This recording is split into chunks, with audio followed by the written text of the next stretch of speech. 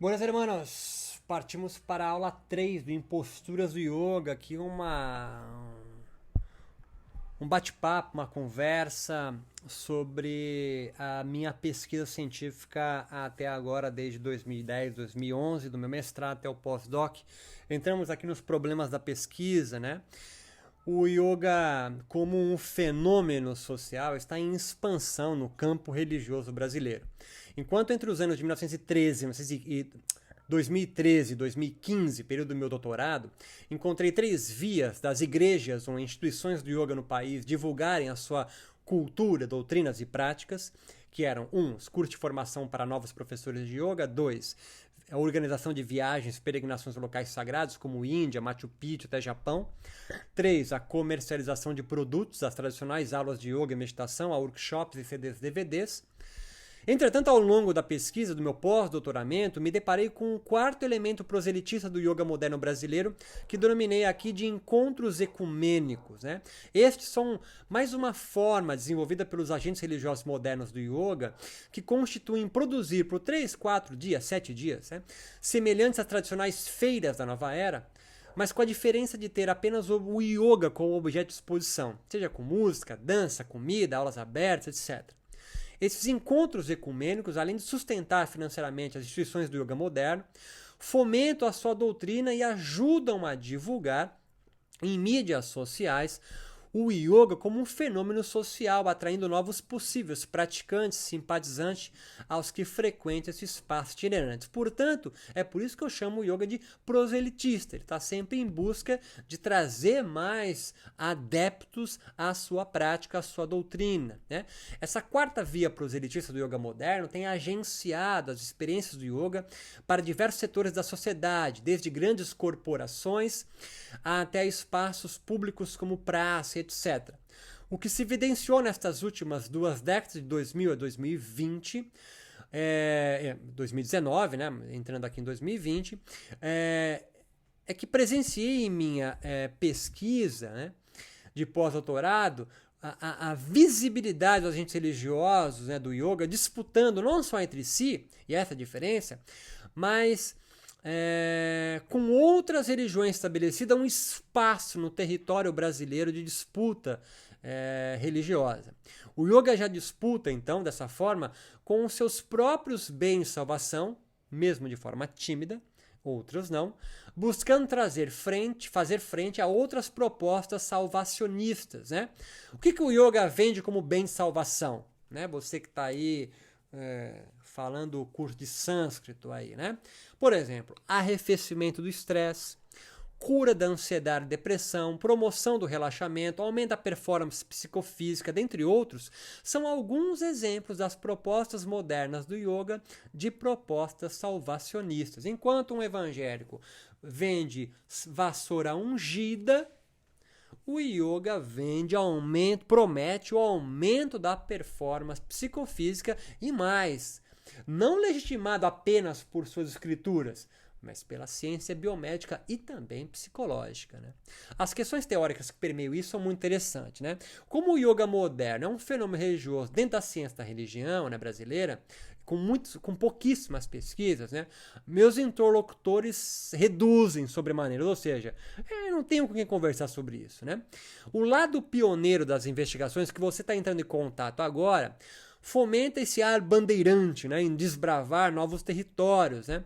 Mas ele esbarra rápido em autores que pesquisam ainda um yoga que já não existe mais. Me refiro aqui especificamente a Mircea Eliade, Gog Ferenstein e Henrik Zimmer, por exemplo.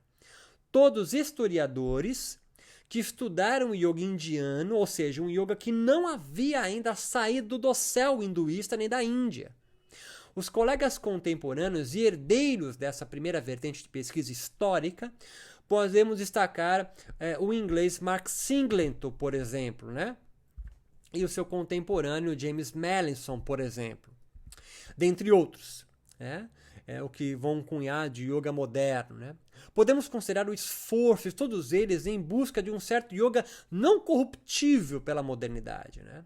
Segundo os segundos interlocutores, são cientistas que possuem como grande objetivo a tradução e ou interpretação das escrituras do yoga de sua língua original, como o sânscrito e o pali, ao português. Por isso os denomino de exegetas do yoga. Assim como os primeiros pesquisadores estão em busca de um elo perdido do yoga, os cientistas exegetas possuem certa verve idealista também em resgatar uma essência esquecida ou perdida na modernidade do yoga antigo. E claro, cabe a eles resgatar essa essência perdida. Contudo, existe também uma terceira categoria de cientistas que são os biomédicos terapeutas. Estes fixam seus olhos única e exclusivamente em comparar os resultados fisiológicos orgânicos das práticas do yoga meditação para a prevenção e tratamento de doenças. E aqui temos a maior gama de pesquisas, compêndios e livros publicados sobre yoga meditação que fomentam, sem sombra de dúvidas, a maior atenção da sociedade em geral, no qual o yoga e a meditação encontram meios de prosperar como um novo fenômeno religioso. São estes caras que fazem você bradar em praça pública, por exemplo, que o yoga não é religioso, o yoga é científico, né?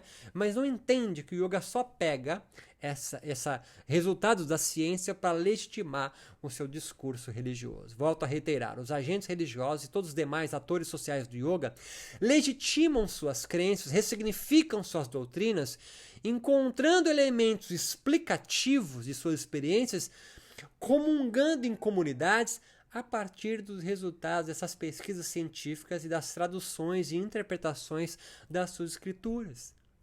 As pesquisas científicas, biomédicas e exegéticas, mais do que o hinduísmo, reforçam, entre aspas, a realidade do yoga nas sociedades modernas, leia-se, laicas e seculares.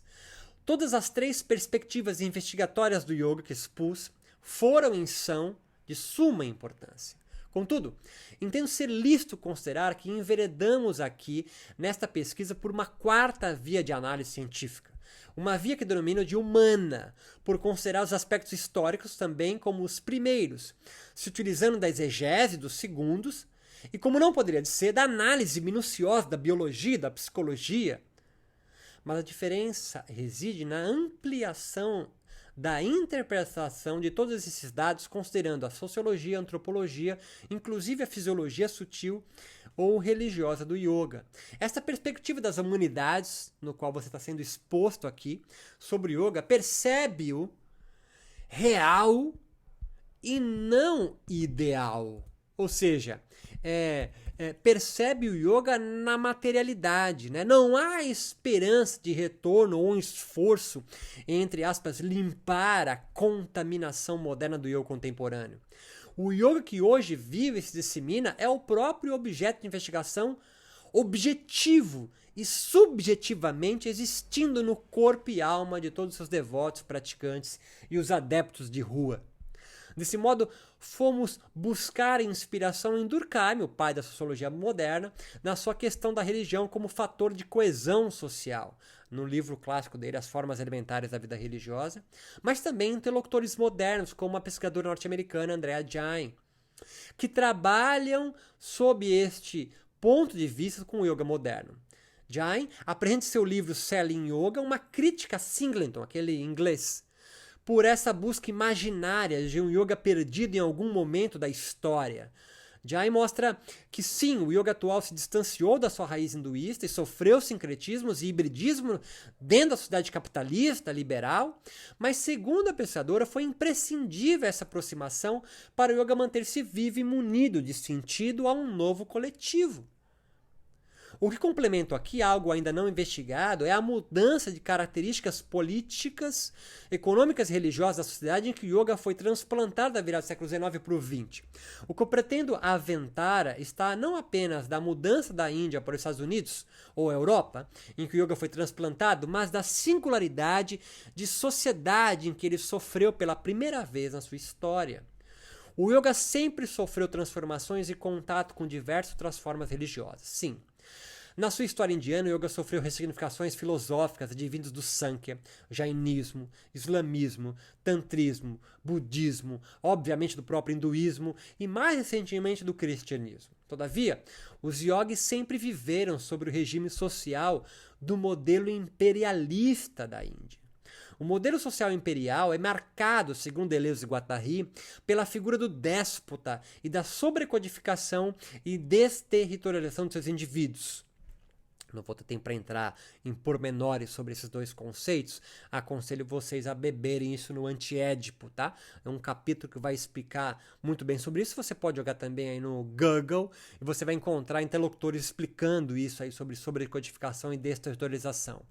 O yoga, antes uma prática de caráter muito mais mágico, segundo a própria denominação de Weber, né? Ou seja, que estabelece clientela e não adeptos. O mago ou o feiticeiro não tem adepto, discípulo, mas tem cliente, no seu período de história antigo.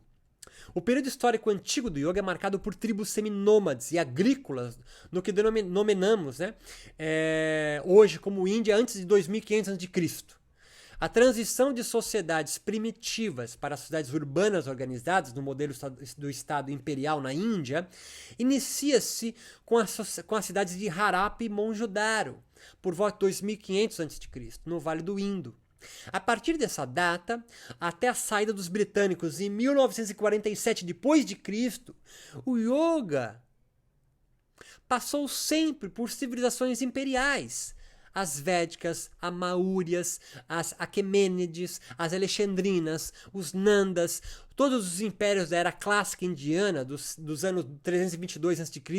até a ascensão em queda do Imperial Gupta do século VI d.C., além do surgimento dos impérios Chola e Rajaputros, até as invasões islâmicas e a consolidação do Império Mogol, que vai sucumbir com os impérios Maratha e Panjab, até a estabilização do império, então, que mais nós conhecemos, britânico, que coloniza os indianos e o yoga, até como dissemos, em 47.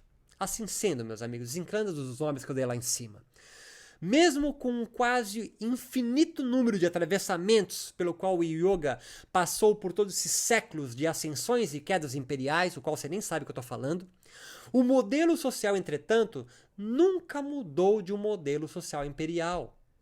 É impossível, desta forma, hipotetizar aqui a passagem de um yoga primitivo e vivido por selvagens, onde seus indivíduos são marcados pela terra em caráter de familismo. O yoga sempre foi imperial, sempre ficou ligado no corpo do déspota. Diferentemente da formação social primitiva, o imperialismo é marcado pela presença do Estado e a figura do déspota. Neste período social, portanto, é lícito pensar, sobretudo a partir da sistematização do yoga no livro Yoga Sutra de Patanjali, um sacerdote brahmane, e não por acaso pertencente à mais alta casta imperial védica. Dito de uma forma mais simples, o yoga, antes selvagem, é sobrecodificado pelos símbolos imperiais que homogeniza como única, clássica, o Raja Yoga, literalmente o yoga real ou nobre. Dentro dessa nova perspectiva que aqui apresento, aquele yoga selvagem ou antigo que os yogis querem resgatar é oficialmente imperializado quando considerado um darshana hinduísta, brother. Ou seja, um ponto de vista ou perspectiva da religião hinduísta imperial. Em outras palavras, Patanjali desterritorializa aquele yoga selvagem primitivo e o torna aceito, sobrecodificado, portanto, com um novo código, pelo novo modelo social imperial que ele representa, que é o védico, brother. E esse você considera como original ou primeiro, mas não, cara, é só uma sobrecodificação de yoga que já existia, mas é selvagem, se perdeu, brother. É como você querer encontrar a origem da religião, da prática tupinambá, brother. Se perdeu, cara. É o que tem pra hoje, é o que o indígena moderno de Havaiana e bermuda da Adidas fala pra você que é.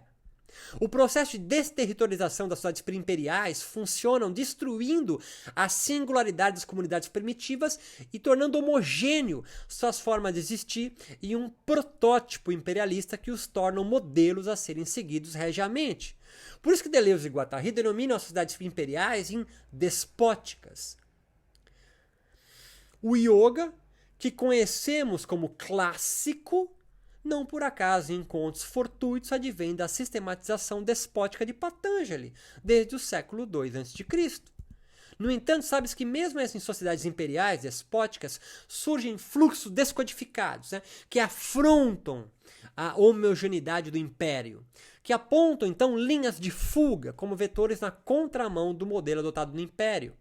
Exemplos disso, na história do yoga, pode ser citado quando, por exemplo, o surgimento do Hatha Yoga nas comunidades religiosas dos Natas. Os Natas, como expressão religiosa descodificada, sofre grande influência do budismo e suas críticas à estratificação das castas indianas. Além disso, a mística derviche do Islã apresenta aos Hatha Yogis natas que é possível estabelecer uma relação direta com Deus, Ishvara, sem a necessidade de sacerdotes brahmanes imperiais. Outro fluxo descodificador que atravessa o yoga dos natas é a versão não dual do Vedanta, de Shankara. Este filósofo não dual, védico, possibilita o Hatha Yoga compreender que, sendo Deus o todo, é Ishvara, e nós, modificações dele, poderia-se legitimar o corpo não como um empecilho, mas um meio para consolidar em direção à comunhão com o divino. Não é à toa que as escrituras Hatha Yogas do período medieval indiano, possivelmente século X, século XI, depois de Cristo, tenham se aproveitado do forte apelo ao corpo com minuciosas descrições fisiológicas. Entre mentes, o Hatha Yoga dos Natas, por ter nascido como fluxo descodificado do imperialismo védico e sobrevivido, e não expulso da Índia como o budismo foi, volta a ser territorializado, ou seja, perde seu caráter singular e aprende a se enquadrar aos moldes despóticos imperial da Índia hinduístas. Dito de outra forma, meu amigo, os esforços em territorializar, em singularizar o yoga em sociedades imperiais sofrem revés e tendem a se tornar homogêneos e tradicionais, como um darshana hinduísta, como já adiantamos, e você hoje, em 2019, bate no peito, achando que está traduzindo o yoga clássico. Você está pegando o yoga já atravessado pelo budismo, tantrismo, sikhismo, jainismo. Qual que é o yoga original? Onde ele está? Se perdeu, brother. O ponto que pretendia chegar é justamente a relevância do yoga dito moderno não está no seu transplante puro e simples de uma geografia a outra, da Índia, Estados Unidos, América Latina e Europa, mas na passagem do yoga vivendo em um modelo social imperial a um modelo social capitalista, brother. Diferentemente dos modelos sociais primitivos e imperiais, o modelo capitalista visa o lucro capital. Ou seja, não importa que se criem fluxos descodificados em modelos capitalistas. No capitalismo ninguém quer enquadrar ninguém. Na verdade, até se estimula esse processo. Contanto, porém, que estes sempre façam gerar mais capital ao Estado. Dessa forma, o yoga capitalista possui, em contraponto ao yoga imperialista de Patanjali, como objetivo último produzir lucro, capital. E os yogis que vivem dentro deste modelo social capitalista produzem, aniquilam e mantêm bem de salvação no intuito de promover o acúmulo de capital, lucro. E aqui, fuge do maniqueísmo bem, mal, moral, ético, tradicional, herético, certo e errado, tá ligado? Mas uma condição em que tudo, e as religiões se enquadram aqui, neste modelo social capitalista, precisa ir se adequando ao modelo social vigente. Então, o yoga que você pratica hoje está circunscrito a um modelo social capitalista já vigente. Não tem como tu fugir disso. Você precisa levar pãozinho para casa, brother. Então, gerar lucro não é um problema. Só que eu quero deixar claro para você que a transição de um yoga antigo para um moderno, ele pode ser pensado na passagem de um modelo social que é calcado no imperialismo, na figura de um déspota, de um imperador. Pensa no Império Romano, brother. Quando os romanos vão chegando e dominando uma vila, ele vai calçar a vila, ele vai construir saunas, ele vai encanar água, saneamento básico, vai ter um tipo de alimentação, uma forma de se vestir. Quem não se veste como romano é um pária. Tá entendendo, brother? Na sociedade capitalista, não. Quanto mais diferente, melhor. Porque quanto mais diferente, mais coisas eu vou produzir para essas pessoas diferentes consumirem. Se tiver só um gosto, só um carro, só um rádio, só uma cor de roupa, eu não tenho muito o que consumir. Tá pegando a ideia, brother? E o yoga? Ele tá alheio a isso? Não, ele tá até o pescoço embebido de um modelo social capitalista. Portanto, tudo que o yoga produz é para produzir capital também. Dúvida, angústia, mágoa, depressão, rancor? Busca ajuda profissional. Não esqueça de visitar meu site yocontemporâneo.com. Lá você vai encontrar mais podcasts, você vai encontrar mais ensaios escritos meus, muitos artigos científicos e um link para minha plataforma EAD por apenas R$19,90. Você que está meio perdido em tudo que eu estou falando até agora, você vai se aprofundar em videoaulas da hora, classe A, por apenas R$19,90. Tem acesso ilimitado a todos os conteúdos das minhas falas. Forte abraço, até o próximo, meus amigos. Imposturas do Yoga, não percam. Nós vamos longe aqui, hein, malandro?